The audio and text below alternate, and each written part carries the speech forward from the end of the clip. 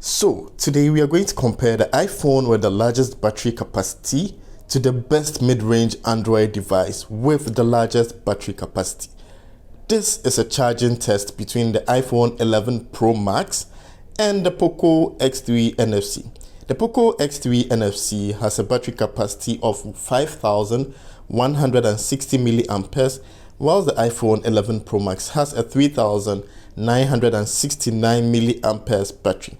It is even bigger than that of the iPhone 12 Pro Max. So if you want an iPhone with the largest battery, it's the iPhone 11 Pro Max. And links to all these phones are going to be in the description below. Guys, I learned so much about these phones just by making this video, and I'm going to be sharing everything I learned as this video goes on, and I'm going to try and make it as exciting and entertaining as possible. The aim of this video was to see how fast these phones charge from 0% battery to 100%, considering the sizes of their batteries. Have you ever felt? Are you listening? Damn. Now, the first lesson I learned was that these phones don't die easily. You see, in order to be able to charge when the battery is completely empty, I needed to drain the battery completely. This was so difficult to pull off. Here you can see the phones were at about 15% each. So I tried running down the battery by recording videos in 4K mode, which is, a very battery draining intensive activity. But even after 10 minutes of recording 4K footage, the battery levels were still over 10%. So next I opened up some games and turned on all the volume, maximum brightness, everything, hoping that this could help me drain the battery faster. Nope. Over 10 minutes of intensive gameplay and the battery was still over 10 minutes. The battery was still over 10%. So I ran a performance test app on the iPhone, since that is also like a very battery intensive task, which uses the graphics processor, uses the regular processor, uses the RAM. It tests everything about the phone. And then I played some YouTube videos on my Poco X3 NFC for another 10 minutes. The battery levels fell to about 6% on both phones. So I thought that maybe in another 10 minutes, these phones were going to go off. But no, these phones refused to go off. 30 minutes later, and they were still on. That is just insane. At this point, I left both phones to stream content and I went to cook a delicious meal, hoping that by the time I'm done, the phones will be off, so I start my charging test. Guys, see you. I returned and the phones were still on. Fortunately, by the time I finished eating my sumptuous meal, I forgot to invite you guys. Sorry, please rewind the video. You are invited. Fortunately, by the time I finished eating, the phones were off. So overall, like at 10% battery, both phones lasted over an hour of intense use. Now that's just amazing. So now the charging test begins. Now that you see the effort required in making this video, please press the like button to show me some support, and it will let me know to make more of these videos because it takes so long to record these videos. Both phones come with chargers included in the box. The iPhone 11 Pro Max has an 18 watts fast charging adapter and a USB-C to Lightning cable, whilst the Poco X3 NFC has a 33 watts fast charging adapter with a USB-C charging cable. Another thing I learned is that for iPhones, the moment you plug in a charger, it turns on automatically. I don't know why this is so.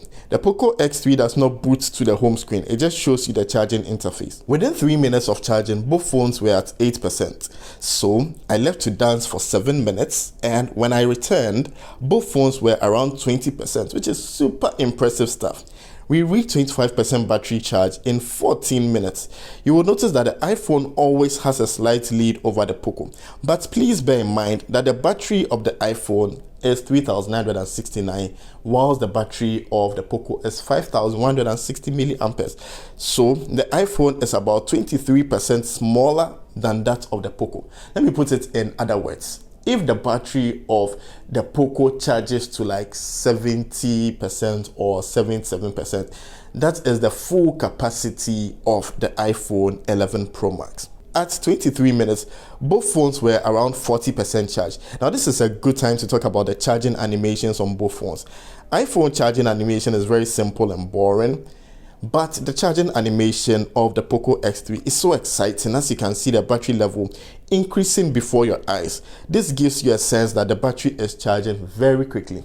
Now my good friend has a video where he shows how you can actually change the charging animation of your iPhone. So I'm going to leave a link in the description below so you go check it out. Okay, so 30 minutes have gone by and both phones are sitting at about 50%. So it kind of confirms the claims by the phone manufacturers that you can charge from 0 to 50% in just 30 minutes. It's worth mentioning that as you charge, Bluetooth, Wi-Fi and location GPS are all turned on. I'm sure if they were turned off, it might charge faster than that. One other thing I learned is that iPhones have something called optimized charging, which is designed to improve the health of your battery so your iPhone can last for years. How this works is when you are charging your phone, it charges to just 80% and stops. Even if your charger is plugged in throughout the night, it will just stop at 80%. Now, because your phone knows your daily routine and what time you actively use your phones, it will only charge above 80% when you really need to use your phone. You can turn the setting off and it should be able to charge normally to 100%. At least that's what they say on the phone. But my iPhone reached 80% in less than an hour, just about an hour, and it stayed there throughout the rest of the video. So at a point I didn't see why I needed to still keep it on the screen. I just took it off and just continued charging the Poco X3 NFC. And the Poco X3 NFC charged to 100% in about 1 hour 30 minutes. So guys, this is the charging test comparison between the iPhone 11 Pro Max and the Poco X3 NFC. Let me know in the comments what you thought of these two phones. Let me know in the comments what you thought of this video. What can I do next time? Which other phones would you like me to compare? Is this something you enjoy watching? If you're new to my channel, I do mobile phone reviews, mobile app reviews, and I bring to you affordable gadget reviews to help you make an informed decision when you are making your next purchase. So if you like that kind of content, please click on the subscribe button, turn on all notifications so you do not miss any episode. Now, the iPhone 11 Pro Max sells at about $1,100, whilst the Poco X3 NFC sells at about $250. So that's about a $900 gap between these two phones. So I mean, it just shows that good phones are not necessarily the most expensive phones. Thanks, Bibre.